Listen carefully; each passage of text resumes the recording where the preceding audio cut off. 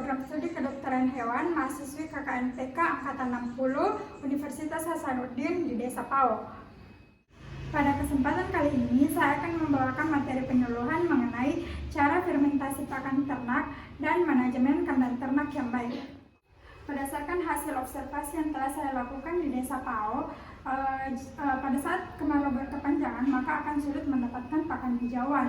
Nah, untuk pemberian jerami, seperti yang kita ketahui, jerami itu sendiri mengandung sedikit nutrisi untuk ternak. Nah, untuk mengatasi hal tersebut, untuk meningkatkan nutrisi pada jerami dapat dilakukan dengan cara fermentasi pakan.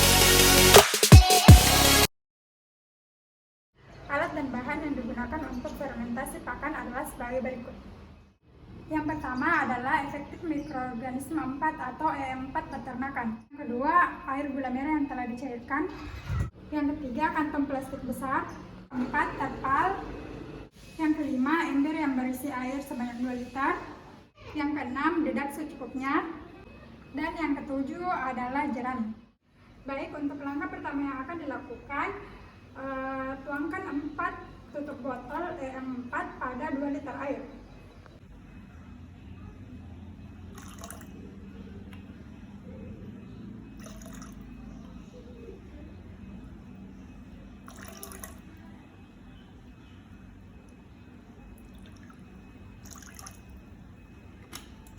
Langkah selanjutnya, tuangkan 4 tutup botol larutan air gula merah ke dalam ember yang berisi air.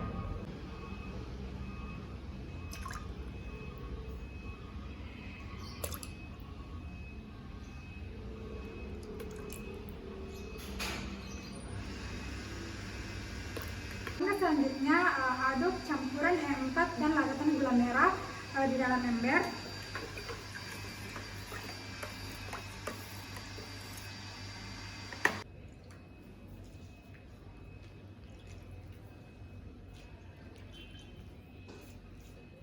Nah, selanjutnya dicampurkan dengan dedak secukupnya.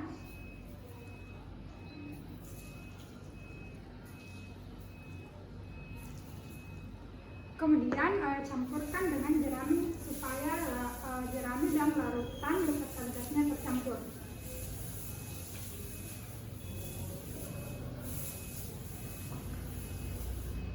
Dan langkah yang terakhir adalah masukkan jerami yang sudah diolah tadi ke dalam wadah atau kantong plastik.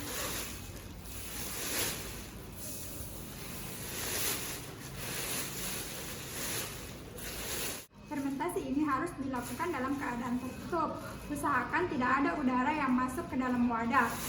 Kemudian setelah itu, untuk waktu penyimpanan dari fermentasi ini berkisar 7-14 hari. Setelah itu dapat digunakan oleh peternak sebagai pakan pengganti pakan ternak. Berdasarkan hasil observasi yang saya lakukan di Desa Pao, ditemukan bahwa masyarakat yang memiliki hewan ternak, lokasi kandangnya sangat berdekatan dengan tempat tinggal dari peternak tersebut. Nah, dampak yang dihasilkan dari hal tersebut selain dapat menimbulkan bau yang tidak sedap, juga dapat menimbulkan penyakit bagi hewan ternak maupun peternak itu sendiri. Untuk itu, penting dilakukannya manajemen kandang ternak yang baik dengan cara yang pertama, sediakan alat kebersihan dalam kandang. Nah, kandang ini harus dibersihkan minimal 1 kali dalam sehari.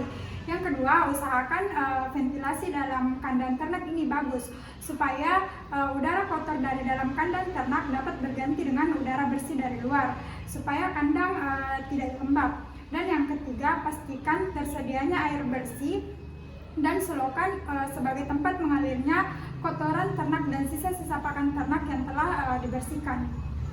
Itulah rangkaian materi penyuluhan mengenai cara fermentasi pakan dan manajemen kandang ternak yang baik. Lebih dan kurangnya mohon dimaafkan. Apabila ada salah kata mohon dimaafkan. Wabillahi taufiq wal hidayah. Wassalamualaikum warahmatullahi wabarakatuh.